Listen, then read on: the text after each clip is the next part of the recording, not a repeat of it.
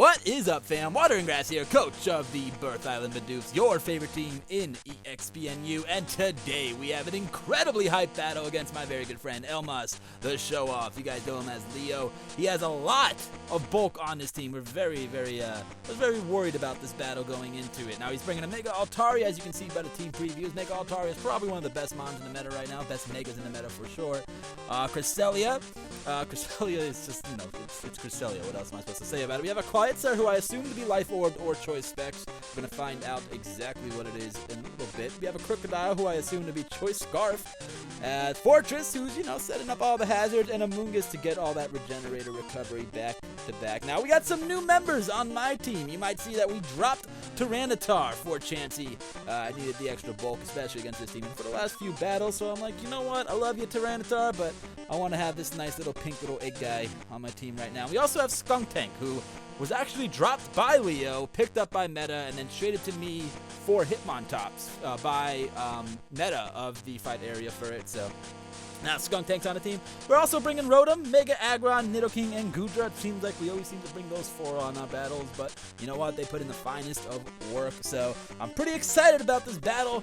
Lots of things could go wrong. Lots of good things can go bad. It doesn't matter. It's just going to be a really battle. Now, before we get into it, let me tell you something. Towards the end of this battle, since there's a post-commentary, it does get quite a bit stally, but, you know, strap in, grab some popcorn, and enjoy the ride. So, Leo is issuing a challenge. He's going to lead things off with his Amoongus here. Now, I assumed, obviously, if he's leading off with Amoongus, he's going to have Spore, because that's what these things do. So I'm just going to go over the Volt Switch here with my Rotom Wash as I lead off with it, and I know I can easily outspeed an Amoongus. An Amoongus is a mushroom, a Rotom is like a floating washing machine thing. So we're just going to Volt Switch right out of there and go right into our Sticky, the Goodra. Obviously, we have Sap Sipper on this Goodra, so he can Spore us, Giga Drain us, Bullet Seed us, Worry Seed us. I don't know why you would run Worry Seed, but whatever.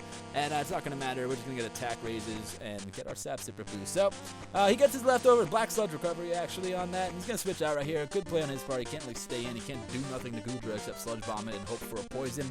I'm just going to make the safe play here. We are early into the match. There is no reason to overpredict, and we're just going to go for an Ice Beam. Now, Ice Beam does nothing to this Cresselia that he brings in. Does a fair amount considering Cresselia is bulky as all hell. But he's going to switch out right here and go back into his Amoongus, and obviously since Cresselia switched out, we know Cresselia is faster than my Goodra, but as we switch it out here and go straight into Chansey. Now we got Chansey versus Amoongus matchup, and you can tell by the beginning stages of this battle that it's that kind of battle, ladies and gentlemen. So we're just going to go for a Seismic Toss. Again, Amoongus cannot touch Chansey, even if he wants to go for a Sludge Bomb and try and get a poison, that's fine. I'm a Chansey. I have Natural Cure, I have Natural Bulk. He actually goes for the Spore here, then puts it to sleep. Again, I don't really mind that. I do have Natural Cure. I can switch out any status move and get it boosted. And I'm going to go right back into a Skunktank here this time around, because you know what? You figured he can't really hit me. We already have Chansey put to sleep, so he can't go for Spore again.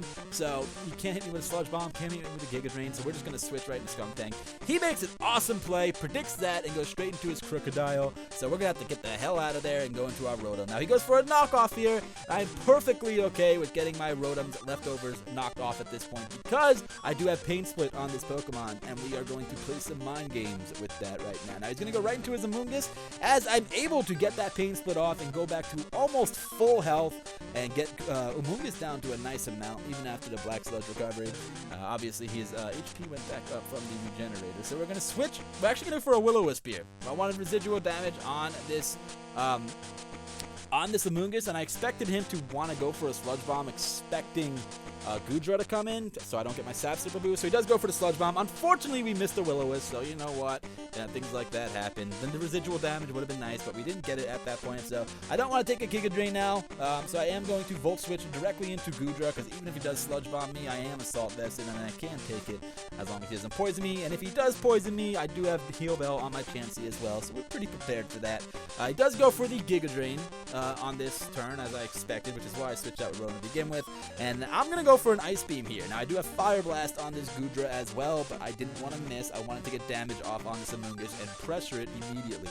So we're able to go for the Ice Beam right there, get a hell of a lot of damage off on that Amoongus, almost kill it, and He goes for a Sludge Bomb, again, fishing for that poison, trying to get that Goodra poison, because any 12% damage in between turns is nice. But I'm going to switch out here, expecting him to switch out, and I'm going to go right into my Mega Aggron. Now, I was actually expecting him to go into something that wasn't Cloyster or Crocodile because we had Goodra out. Obviously, Cloyster cannot touch Goodra. So he does go into his Cloyster, though, unfortunately. So we're going to go to our special wall here and go straight to Chansey as he fires off a free Scald. No reason not to fire off his Scald. Now, he reveals U-Turn on his Cloyster here. So at this point, we know he's Assault Vested. We know he's not Specs. We know he's not Life Orb because he just switched up his moves. That's the only other item you really ever see on Cloyster is an Assault Vest. I didn't even know Cloyster got U-Turn until this battle. And I was like, oh, okay, I guess Cloyster gets U-Turn. So, you know, you're playing, you learn, I guess. Does some damage to Chansey. Obviously, not much to Chansey. And as he brings out, he U-turns right into his Amoonguss. We're just going to go for a Seismic Toss, get some damage off on this Amoonguss as he goes for the Sludge Bomb. Again, fishing for that poison. And guess what? This time, he gets it. Unfortunately, it's on Chansey, not Goodra. So, it's a little bit easier to deal with as we are going to take some poison damage in between turns here. Now, obviously, I don't want to sit here and take poison damage. Chansey is one of my win conditions. I need to keep it as healthy as possible so I can possibly get a soft boiled up later. So we're going to switch out and go straight into Rotom, make the ballsy play as I expected him to go into his Altaria or his Crocodile, and he actually goes into his Altaria here. So, you know what? I figured I'm fine. I'm thinking he's physical, judging by the makeup of his team, maybe bulky physical Altaria. So what I'm going to do is I'm going to stay in with my physically defensive Rotom and go for the Will-O-Wisp. And it works out in our favor as we do Willow, as he does go for the Earthquake, expecting me to directly switch into Aggron. Now, I'm obviously not going to do that. We have not Mega Evolved Aggron yet, and an Earthquake from the Altaria definitely would have brought me down to my Sturdy at that point. So obviously, I'm going to predict me to go into Aggron and just stay in with the Rotom and get the burn off. Now here he reveals the Heal Bell as we do go for a Pain Split to get some recovery back, and he gets the burn off of him, but unfortunately he cannot touch this Rotom, obviously. So we're going to stay in here, and we have no reason not to fire off yet another Will-O-Wisp as he switches out his Mega Altaria and goes straight into his Amoonguss. And this time we land the Will-O-Wisp on the Amoonguss, and the residual damage is going to be very, very nice to have on this bulky little mushroom man. So we're going to Volt Switch here. Obviously, damage is damage, so we're just going to Volt Switch out rather than Hard Switch. Do some nice damage considering it's an Amoonguss, and we don't really have any special attack investment on that Rotom. And we're going to switch right back into Goodra. Goodra is a hard counter against this Amoonguss, and there's no reason for me not to do it. Now, he goes for the Sludge Bomb, expecting that. Obviously, I knew it was an obvious play, but it's the best play to make. Sometimes the best plays to make are the obvious plays. So he gets some burn damage after he gets some Black Sludge recovery, and we're just going to go for a Fire Blast here. Now, the Fire Blast does land, luckily. We didn't miss it like we missed Will-O-Wisp, and we get a crit here. Now, let me tell you why that crit didn't matter.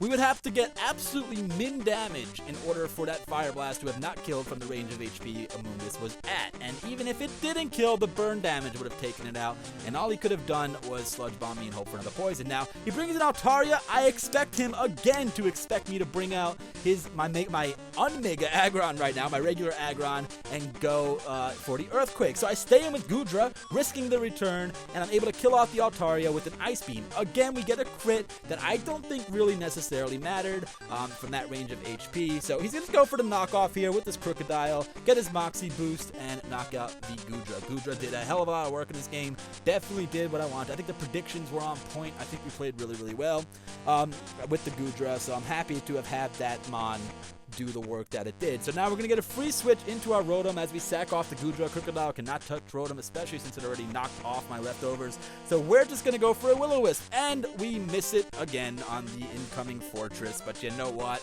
It happens, I guess. So we're just going to go for the Volt Switch. We have some hacks on both sides. I think you can argue which ones mattered more. I'm going to Volt Switch straight into the Skunk Tank here, and here we're going to play some mind games with Skunk Tank as well. Now, I know, obviously, he knows that I have Flamethrower on this Skunk Tank or Fire Blast to kill off the Fortress. Otherwise, why would I bring it in on the Fortress? I do have Defog on it as well, you know, to get rid of any hazards Fortress wants to set up. So I'm going to go for the safe play here. Just go straight for the Flamethrower as he does bring in the Cloyster and confirms to me that he is Assault Vest, because I think we did maybe 4 damage to his Clawitzer. We're actually just going to go for the Sucker Punch here. I'm expecting him to U-turn to want to get some switch initiative, so I do go for the Sucker Punch. Do almost half to Clawitzer, so we get some nice damage off on that thing. It'll be easier for Nidoking to pick up these scraps a little bit later on.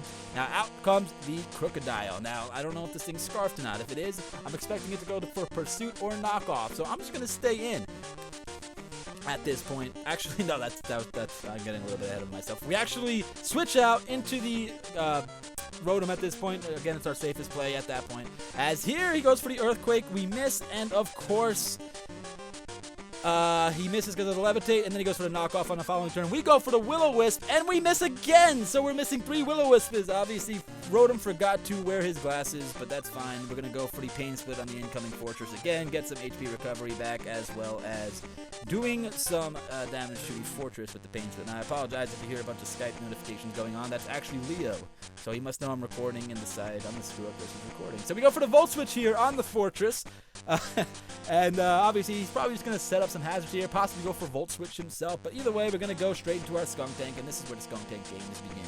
Now, we get hurt by Spikes, but that's perfectly okay with me, as he does go for the Volt Switch, expecting my Volt Switch, and since Fortress is small, is less speedy than Rotom is, obviously he'll get the Switch initiative on that. So he's actually just going to go into his Crocodile. Now, I'm expecting him to expect me to go into Rotom again, because if I go into Rotom, Earthquake's not going to do anything. So he's just going to straight go for the Stealth Rock. Now, this reveals to me that he's not Assault Vested, because if he was Assault Vested, he wouldn't have rocks, and he could be Scarfed still, but Scarfed rocks on a Crocodile isn't really common if used at all, really. So I'm assuming he must be a Lumberry of some variant. So maybe the Will-O-Wisp miss didn't really matter per se on the Crocodile, but we still would have burned the Lumberry, would have been able to burn it.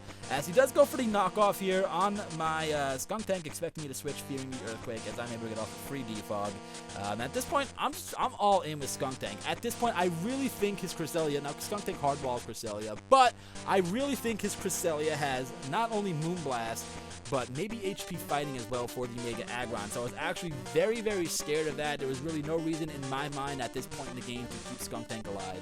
So we're just going to get as much damage off on his Crocodile as possible and then let it die to the Crocodile. Now that we know that it's not Scarfed, I'm a little bit less scared of it. So we're actually going to go into Rotom, and he obviously can't stay in here. I'll kill him off with a Hydro Pump. I'll kill him. I'll burn him. You know, he just can't stay in here. So I'm going to go for the safe play, go for the Will-O-Wisp, and it actually lands on the Fortress.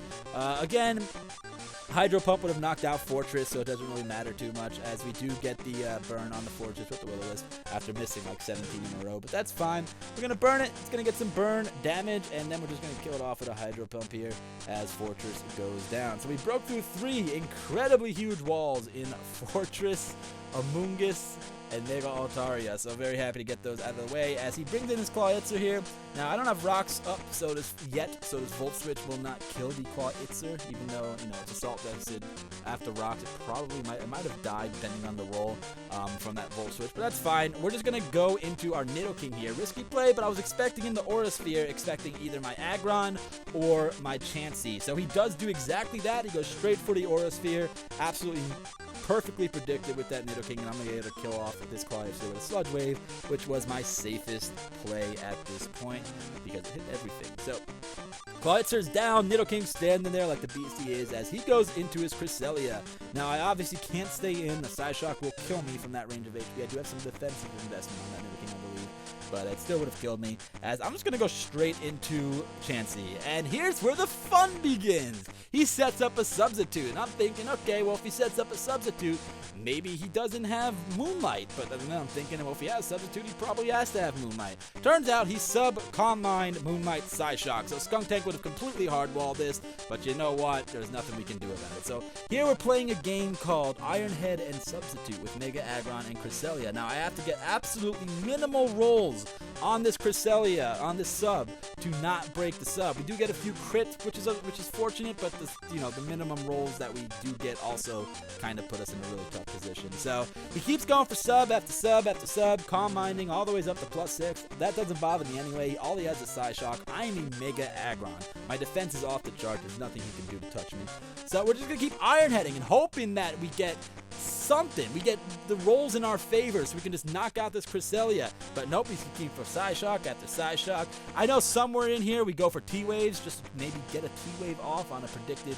He just goes for Moonlight instead of Substitute. Doesn't happen. We also miss a Dragon Tail somewhere in this collage of, stall, but which actually probably mattered quite a bit because we could have got the Cresselia out of the way, after all that setup, and he would have been running really low on Substitutes, really low on Combines. But we're just going to keep trying to wear him out of Psyshocks at this point. So, Mega Aggron goes down, we bring in Nidoking to wear him out of another Psyshock, Nidoking goes down, and we're actually going into Chansey right now, and Psyshock is a 2-hit KO, so we're just going to soft-boil. This is a game that we're going to have to play, unfortunately, at this point because of certain things that didn't really go in our favor. But you know what? I'm perfectly okay with playing this game. As long as we stall him out of Psyshock to the point where he only has 2 or 3 left, we can absolutely win. Considering he needs 2 Psyshocks to kill Chansey. So if he has 3 left, he has to use 2 of them to kill Chansey.